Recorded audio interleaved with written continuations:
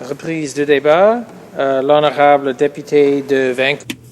Resuming debate, the honourable member for Vancouver Quadra. Very much, Mr. Speaker. In joining this debate on Bill C-19, it is certainly with sadness that I hear the Conservative member speeches and the continuing campaign of misinformation, disinformation, and actually cynically pitting important members of our society, hunters and ranchers, farmers, against other also important members of our society, and that's our peace officers, trauma surgeons, and those who care for victims of violence. So my remarks are going to be really about the kind of governance and the kind of erosion of democracy and the kind of unfortunate way of decision-making of this government, because this is a prime example of that.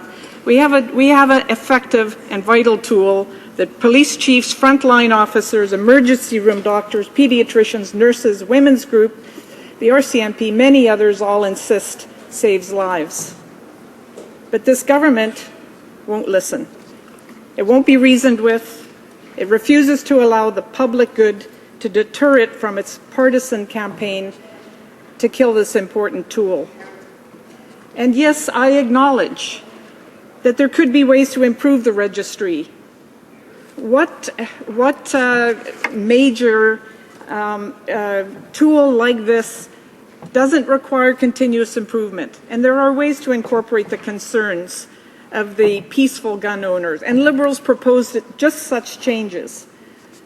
But this campaign is an ideological one on the part of the Conservative government, and it's just an example of many others. Actually, the expansion of mandatory minimums, the elimination of the mandatory long-form census. These are similar kind of divisive ideological campaigns.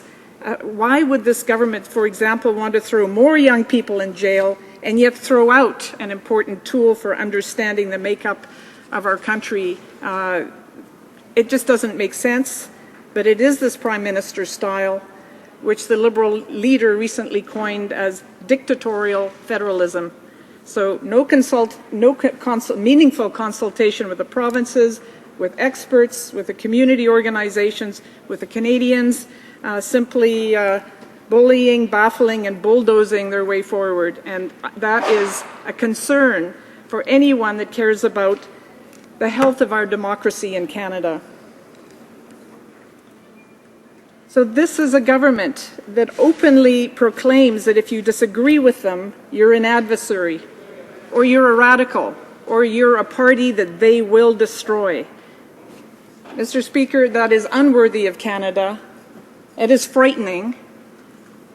And the people that speak to me in Vancouver Quadra about this direction that this Conservative government and Prime Minister are taking, amongst them are people that have come from other countries to find refuge in Canada, that come here because we in the past had a reputation of a responsible, peaceful, open democracy, a country where we value dissenting opinions, where we make better decisions and better laws because we are listening to people and we are changing the plan to incorporate good ideas from the other side.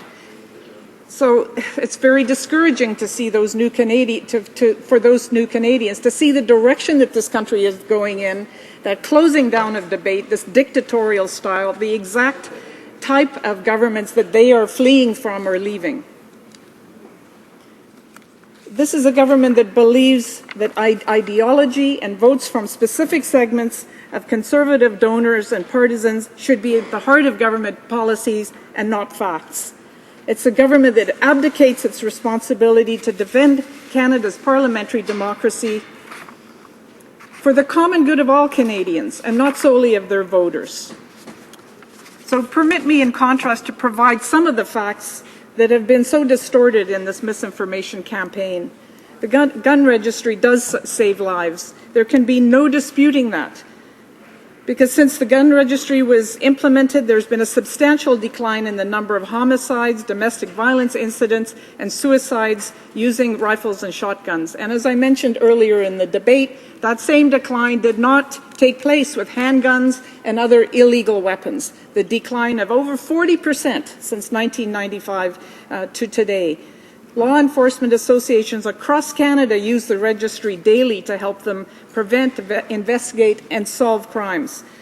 And this registry, we know, provides safety. It improves the safety of first responders because they tell us that, and the RCMP's own report made that clear.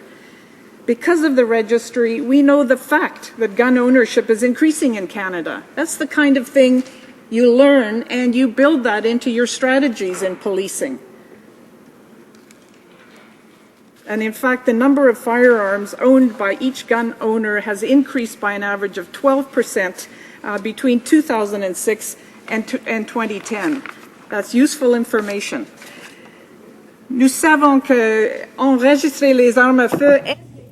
Now we know that having registered weapons makes the situation better, according to a website for the RCMP dating back to the 23rd of January. It shows that police officers use the registry some 40,000 times a day. In 2006, there were 2,400,000 online requests, and the number doubled in 2010.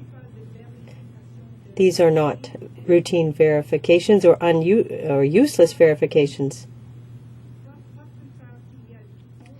Just a mere 11 days ago, the registry helped the provincial police force in Ontario to apprehend a man in Sudbury for dangerous use of a firearm after having escaped police. The registry also helps police officers to follow criminals, and in recent years, more than 7,900 affidavits have been put out between 2003 and 2008 in order to follow up on crimes relating to firearms and other acts of injustice. Mr. Speaker, the firearm registry enables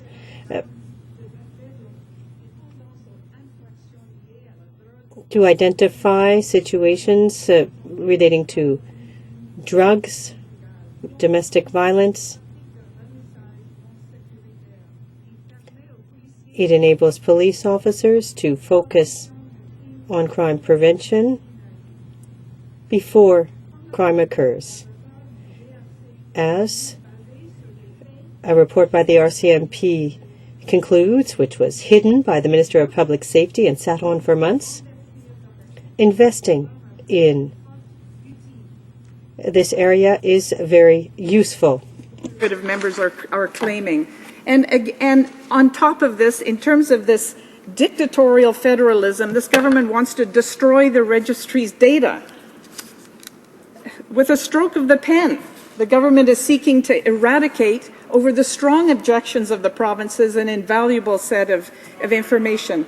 These provinces help pay for the data. They deserve to have a say in what happens. But again, ideology and not evidence is guiding the government's decision. In fact, this government, scrapping the gun registry, this data becomes subject to the Library and Archives of Canada Act, which dictates that records must be maintained for 10 years. And then after that, the government is free to do what they want with it. But this government is ignoring the advice of Parliament's own officers. The Information Commissioner says destroying the data would violate the letter and spirit of the Library and Archives of Canada Act. The Privacy Commissioner has urged caution in destroying the data. It may well be subject to court cases put forward by the province of Quebec, but this government doesn't seem to care. It doesn't want to consult. That's dictatorial federalism. We know that the province of Quebec is very interested in keeping this data and using the data, but they are being ignored because it doesn't fit this government's ideology. So it's disturbing to see this kind of federalism governance in our a country of Canada. No government has a mandate to ignore facts and evidence, ignore expert advice, ignore the provinces and territories, and dictate to Canadians. So I call on the government to stop thumbing its nose at Canadians and let facts, not ideology, become the cornerstone of its public safety policies. Thank you, Mr. Speaker. Questions and comments? The Honourable Member for Ancaster, Dundas, Flamborough, Westdale. Thank you very much, Mr. Speaker. This has been pretty consistent about trying to grab figures out of the air and then make them into something. The member was talking about a 40% decrease in overall violent crime in Canada. She would probably need to explain the 45% decrease in violent crime in the United States, since they didn't cancel their gun registry or anything. Since they didn't build a gun registry, the whole notion that that's directly linked, there's no evidence to that at all. So I'd like to ask the member if she would like to explain how she can tie that data that she has directly to the registry, and if she could just explain how it would work that if somebody used a registered firearm, that we would be able to prevent that crime. The Honourable Member for Vancouver Quadra. Well, Mr. Speaker, the member opposite is part of a party that is not taking action on other kinds of issues where there is scientific evidence of the problem. Let's say climate change. But what do the climate change deniers want to do? They want to say, well, prove that this increase in temperatures worldwide, prove that this 10 out of the last 12 hottest years on record have just occurred. At some point, Mr. Speaker, you have to take action based on evidence without being able to tie directly one act to another. Think about tobacco usage. How many years did the tobacco industry argue that there isn't evidence that tobacco kills? Well, we know that tobacco kills. But of course, these arguments, in the meantime, are designed to frustrate action and to maintain an ideological position. Questions and comments? The Honourable Member for Timmins, James Bay. Thank you, Mr. Speaker. When I speak with police officers in Timmins and Burke Falls region and say, how do you use the registry? They say, when we go in on a domestic violence call, we need to know if there's 4 or 5 guns in the house. Knowing that it's a gun owner is not sufficient. That 5th gun is the difference between life and death. That's what we hear from frontline police officers. And yet, the security chief over there from Yorkton sent out a letter to me saying that he believed that the chiefs of police of Canada were attempting to find all the data on gun owners so they could seize their weapons, and that he felt that the police were leading us to a totalitarian state. I think that that's the kind of language that is very disturbing from a government member. I'd like to ask my honourable colleague why she thinks that this government is so convenient about using police when it suits their needs, but when the police stand up and speak about their actual use, they're decried as a totalitarian threat to the liberties of the Conservative backbench. The Honourable Member for Vancouver Quadra. Well, I thank the member for his comment, and in fact, there's an example in which the RCMP recently found out that it had mistakenly permitted a Walter G22 rifle and an AP80, which is the same family as an AK-47, but because of the registry, they were able to find out that this dangerous and restricted firearm had been inaccurately registered and correct the mistake.